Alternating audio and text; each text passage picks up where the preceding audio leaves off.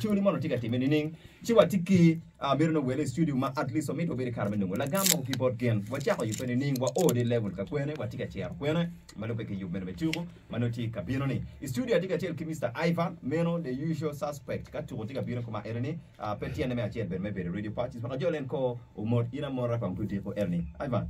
for you bino once again mola nyuedi for my tackle radio apia for ibana ke jola wa studio ni amaten eni ana ya yom ni ati kan ka chelo gilo warama wateno ko ke giga goti ka chele ya chole province an amor o de ko maten na for all right for the twal Ivan apo wor kene tika chel ki Mr. Uruni Mr. It's been a while the last time I been to the studio kan chalo 2023 kape wi ati wila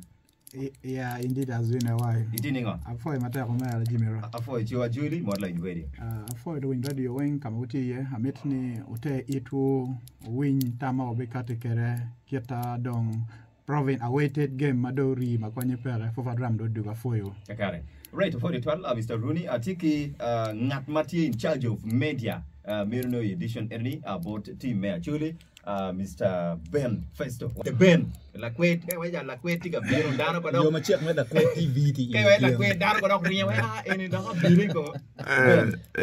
atie apoyo jere de passes still name or like radio apoyo amor dujo win radio ke bot piny ma papat kamoti ye lo wach ko magwa nyo pia cherry por nyo gwak gen o kipor ko bien win dong dia lok ti mabe ka kan lok to pia nge jo kere ke de dong pur ko chicha ne bena ne cher la kirmo ke nyo bat pa balo ana mor wutu twal ute itu wek lokum to le ene oniango kor ke kore niano ma gite mana ber kere kanyo ber ni mano ruju ber ti ma tek di wo ka kanyo bala wiya logo ya wo be kere ma pen gi ka eri kere poger no way ni manduzi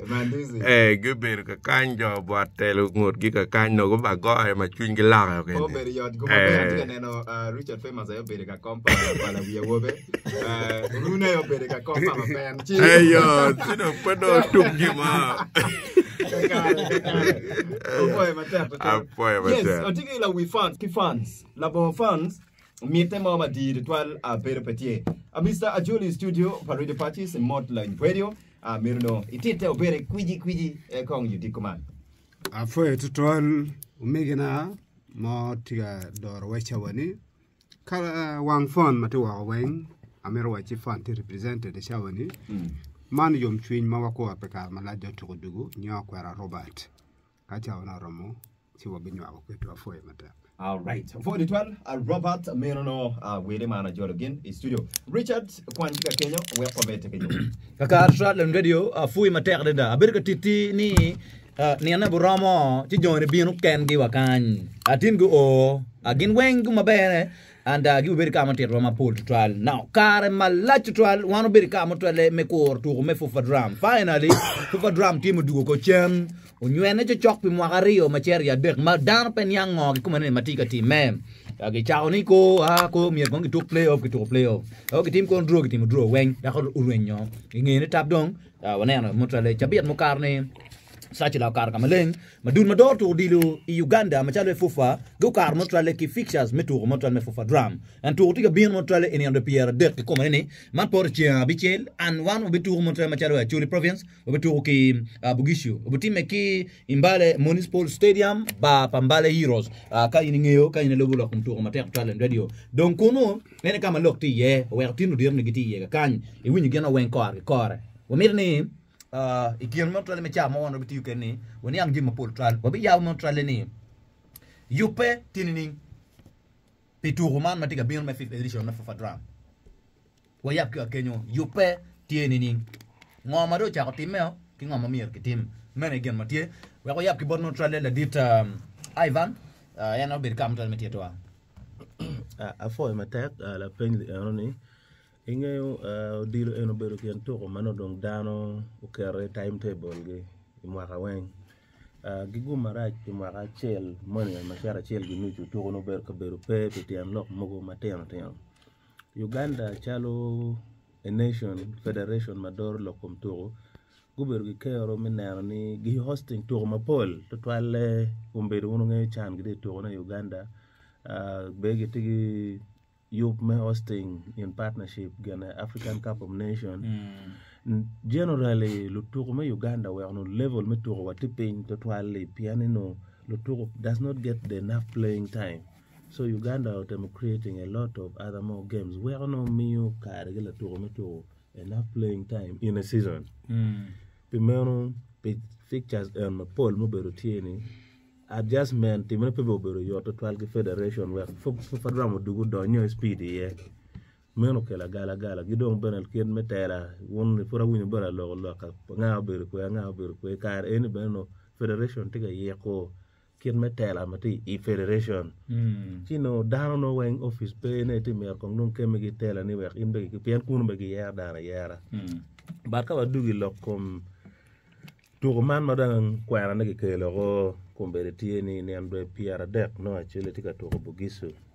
eni don go mo pere e to te kumero you pay pa one machala chuli man da be lo pe department man ma adoro piara managing team technical team man juma gi fonyo to mano da do wigi tie Mr. Dodge James man fonyo to dili nek gukati gilis palotoko magetamne umiara this time wana lungi mega to fika chuli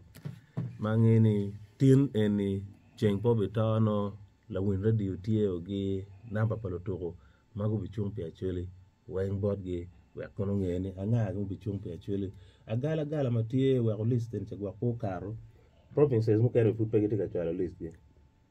chi wan before amero mo kino wate late wana wate within time. So one believes for the car and help provinces mu kan tiga car ni ken yipa mu kan ingayu turu beru gen magi yer dana yer kirwe national team so company lu turu gi nero gi yar gi recruiting gen all this process are happening behind the scene no matano fut pia ge kele nyimlo wa no ko no wate mo formalities e gune wa ngino ngen eni lo turu manya no po bera turu pia chule kare bi choyo ene gino miarge tempi arge choge kel manonum tirere mi to dilo ci yipe gi tumbo technical team ti level malamal iket yope en bere ngoti gi mok grap gan maluke ka chwak ke malawu management bere yepe ni icheng baraja manoti de majani actually team bi yabo camp me training gio man bitime no iba peje manoti gulu seti ka ernani gulon lo to magetie kabir ma pat gu biono gi gore gulo gana chen ma ba ta ne ma bi wa eni wak la wona di ngaye nana lo of pictures ma don ge enough playing time super 8 jalo to ma gi to Uganda be tika going on many and Pierre Wabero Paul teams ma gi Premier League no gi tiki to man tian lo keni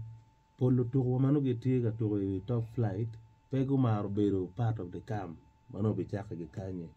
piano gite yupe to represent their team tian loken dongian go beru gi kero me agi club gi merwata ti gi team wo kwene wambale manti kenji mu be team wana be yabo kam way mande luto gi team scouting gi no gara chen mano ba mera meri lokom luto mo alungo gi kam inge chala province chao ken ko beru gi wang mena luto mabeje matiki en penyo wang tian lokeni kiri bete mo belu wono to wala to ma malu kion ga ngeni gi beje mo ken be tino mo be tenya gi wa tiene cha ken pegi nano gi unyo pegi o board gi tiene luole eni ti based on keta no coach nyo coaching team kunano ke la to mo ni eni romo miyo coin board province giti han lok eni en ju no mano gi belu gi ke kan eni gi beru gi kero to be facilitated within the camp for the training. Eto anno nena tieni ta ien ngat mi nen la ten mon tigi der mana romo biyo temo deal mabe one way actually katigi ka bero ne ma tam romo biyo bero go gulu kan kini ala ria der ini facilitating or ilo mu kan lo nyoro facilitating no ten so that they can attend training mangi ni coaches mu bera gonya men kwa na to mo kan biyo ka training kiri beti gumo cha keno pagera mo catering for their necessity eno kala to mo tiyo within mamero training i camp actually province pegi bigel maka in la to committee wa ko ni in gir be no pege lui in tam in it gi believe ni ramo te mo giano ma bien kar mana actually province tiga temo training in bien gi ye in bi temo training ka chelo gi team eroni maka gi nyang gi team assessing in gi non in kar no pege lui gere ena da kin me temo training gi nyoro te in la to ma iramo chumpi actually gi bi kwenye gi bi woro kiri nyogi bi yir gi meri kom team eroni actually kono this time wata no pe walung no to ma duong to twal keta wono nge kere a match day no ge mer dana pa we bor so one matigi no ni wabilu dana pi ari we de kono do call out list wa ramo beru dana pol mano ye nano ke nabat ba dana ni pol but dana mo be beru kedgi kamwa o mer be dana ramo pi ari we de but call out list wa ramo chalo list ba dana mo duong kirwe pi ari big bere any better can team mano watawne pe edition any mo de berka kwanyo gien ma pat gi biro piani puara ma yabu ko do dur ba fu na alo to wa me prima biro fufa every edition mino lances pero to PRB so pian lo kane ka inde kwanyo biro de ke choy biro de ke kane yawo ene no magien be tiu kere so wan ma chala chulo be submitting list para to mano ulo to karo wel mo be lo bi ne kam lutugo eni wa submitting welgi mapol piane mukere ko bergi ti en gegi national team ti en lokal kan wan po aluo eni piane ti national team digro po aromote kedi waluo ge kirigu beru pe en wangeni in the subsequent games no kon go beru tie so wan yu wati ni kamo chaka ching barja lutugo bitimo training pe ne ala dek ne ma ngwan ne keta chek mero kere pian mero bet mbale 2 days before the game cha ngwan no team tiga traveling o me char kwe mbale man eni wak no giam charo team training gi light giana man na ke ba man gi to er mingeyo ko environment eroni so you to twale gi bot management gi dong part no to tie en kete winya temo weche eni chia big ku de kono wana timbale